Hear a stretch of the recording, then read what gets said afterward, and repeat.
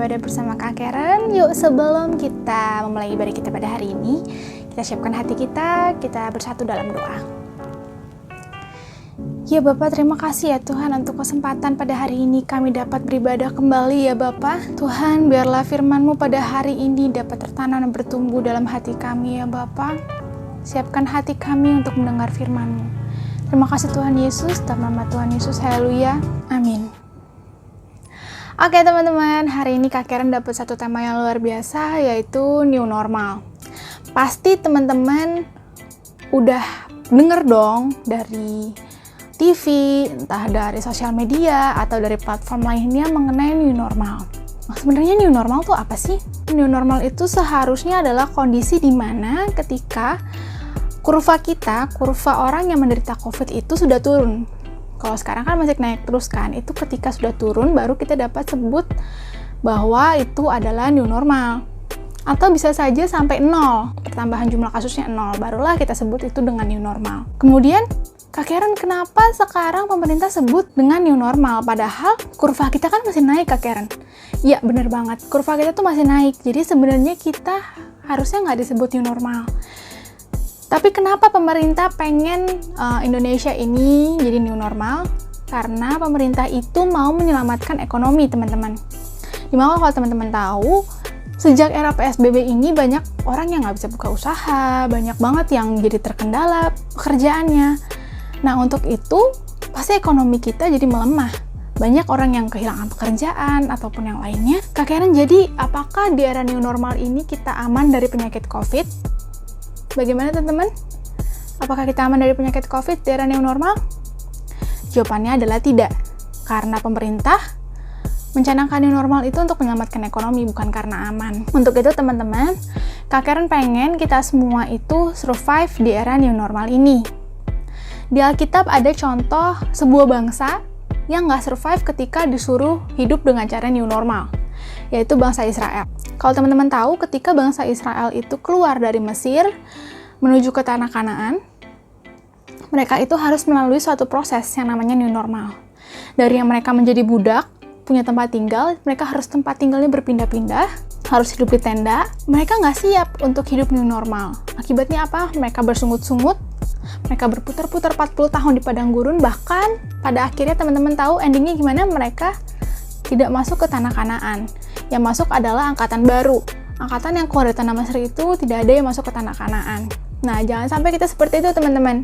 Kita harus survive di era new normal gini. Oke, caranya gimana Kak Karen supaya kita tetap survive di era new normal? Yang pertama adalah kita harus menjaga kesehatan tubuh kita. Jadi yang pertama adalah sehat tubuh. Ayatnya diambil dari 1 Korintus 3 ayat 16 sama 1 Korintus 6 ayat 19 sampai 20. Kak Karen bacain aja ya. 1 Korintus 3 ayat 16. Tidak tahukah kamu bahwa kamu adalah bait Allah dan bahwa roh Allah diam dalam kamu? 1 Korintus 6 ayat 19 sampai 20. Atau tidak tahukah kamu bahwa tubuhmu adalah bait Roh Kudus yang diam dalam kamu? Roh Kudus yang kamu peroleh dari Allah, dan bahwa kamu bukan milik kamu sendiri sebab kamu telah dibeli harganya, telah lunas dibayar. Karena itu muliakanlah Allah dengan tubuhmu. Nah, dari ayat ini kita tahu bahwa kita harus menjaga tubuh kita. Di sini Kak Karen mau sharing tentang ilmu Kak Karen, di mana Kak Karen tuh melihat banyak orang-orang sekarang sudah pakai masker, tapi memakainya dengan cara yang salah. Teman-teman, menurut WHO, masker yang kita gunakan itu ada 2, masker kain dan masker medis. Di mana memang masker medis ini lebih efektif dibanding masker kain. Berita WHO yang terbaru bahwa kalau teman-teman mau pakainya masker kain, teman-teman harus pakai masker kain yang 3 lapis. Kalau nggak 3 lapis, berarti maskernya itu kurang efektif. Nah, Kak Karen mau ngajarin cara pakai masker. Yang pertama, di masker ini, jangan kebalik bagian dalam dan bagian luar. Biasanya bagian dalam itu warnanya lebih muda, dan bagian luar itu biasanya warnanya lebih tua. Jadi jangan kebalik ya. Terus, bagian atas itu adalah bagian yang berkawat. Sebenarnya, fungsi kawat ini adalah ketika kita pakai, ini bisa kita tekuk, ngikutin hidung, jadi maskernya itu rapet. Nah, ketika kalian pakai, Jangan lupa merapatkan bagian hidung seperti ini. Nah, teman-teman, kalau pakai masker itu syaratnya harus menutupi hidung dan mulut. Nggak bisa kalian cuma nutupin mulut doang. Ini sering banget ya Kak Karen lihat ya, cuma nutupin mulut doang atau nutupin hidung doang. Gimana tuh nutupin hidung doang? Excuse me, what? Nah, itu nggak bisa teman-teman. Jadi teman-teman kalau pakai masker itu harus menutupi hidung dan mulut. Nah, kemudian yang kedua adalah cara buka maskernya. Banyak yang buka maskernya tuh kayak gini.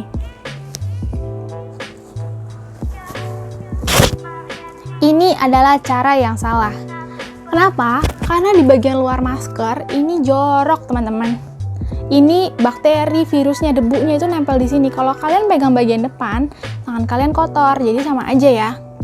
Kalau kalian buka masker itu buka dari ininya nih, dari karetnya, earlobe-nya. Ini dari earlobe-nya gini. Gitu ya teman-teman. Setelah itu jangan taruh di meja. Kalau mau dipakai lagi taruh di meja gitu, nanti jadi kotor. Kalau mau pakai, dilipat, pegang. Ingat, jangan sampai pegang bagian depannya. Oke, itu aja soal masker. Semoga teman-teman bisa praktekin ya. Kalau misalnya teman-teman melihat ada orang yang salah cara pakai maskernya, entah itu orang tua kalian, entah itu teman kalian, ataupun saudara kalian, tolong diingatkan bagaimana cara memakai masker yang benar supaya tubuh kita tetap sehat. Oke, Kak Karen taruh dulu maskernya ya. Udah nggak dipakai lagi.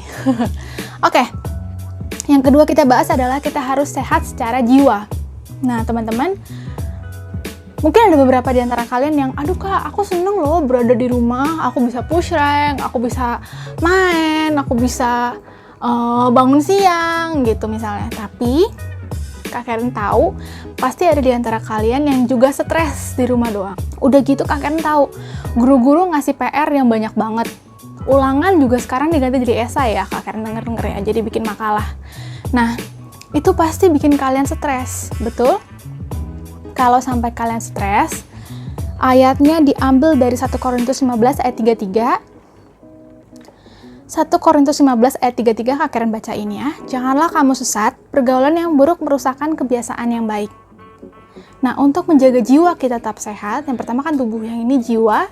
Kalau kalian stres, jangan disimpan sendiri, tapi sharinglah kepada orang yang benar. Orang yang benar bisa jadi kakak pembina tim sekalian. Di sini kita yang cowok-cowok punya Kak Joshua, yang cewek-cewek bisa sharing sama Kak Karen. Tapi jangan kalau kalian stres, kalian cerita ke teman-teman kalian yang nggak benar. Kalian harus curhat ke orang yang benar, supaya jiwa kalian tetap sehat. Bukan dipendem ya. Dipendem juga nggak sehat. Ceritalah, tapi kepada orang yang benar. Kita sudah bahas 2 poin. Yang pertama, kita harus sehat secara tubuh. Yang kedua adalah kita harus sehat secara jiwa. Nah, yang ketiga ini poin yang paling penting, kita harus sehat secara roh.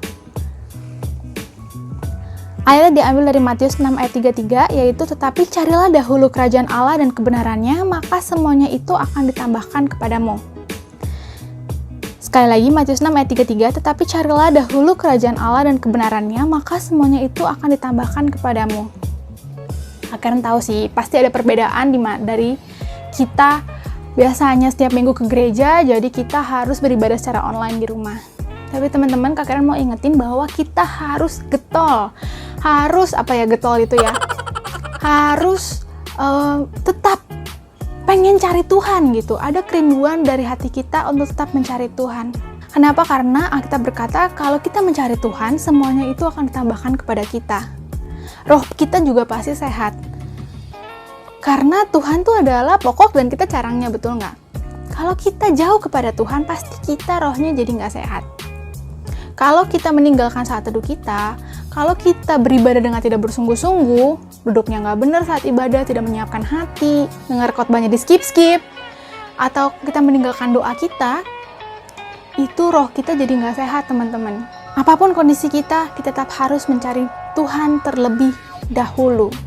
Oke, jadi kira-kira begitu teman-teman sharing Kak Karen hari ini. Untuk sebagai recap, yuk kita ulang dari awal.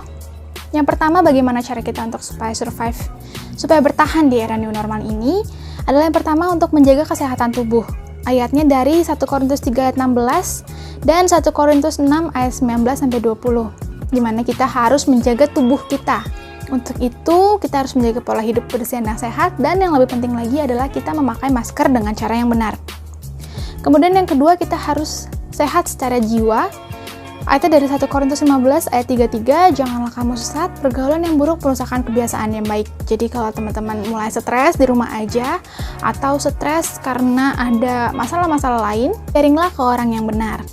Kemudian yang ketiga adalah kita harus sehat secara roh. Ayatnya dari Matius 6 ayat 33, carilah dahulu kerajaan Allah dan kebenarannya, maka semuanya itu akan ditambahkan kepadamu.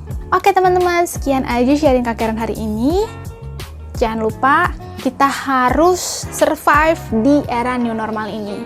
Oke, Kak Karen berdoa kita semua bisa sehat secara tubuh, jiwa, dan roh. Di tangan kita berdoa. Bapak, terima kasih untuk firman-Mu pada hari ini ya Bapak. Kami percaya ya Tuhan, firman itu dapat bertumbuh dalam hati kami ya Tuhan, supaya kami tidak hanya menjadi pendengar firman-Mu, tapi kami menjadi pelaku firman-Mu. Terima kasih ya Tuhan Yesus, kami mengasihi Engkau. Dalam nama Tuhan Yesus, haleluya, sama-sama adik-adik katakan, amin. Puji Tuhan. Oke teman-teman Tin, sampai jumpa minggu depan. Tuhan Yesus memberkati. Stay safe, stay healthy. Bye.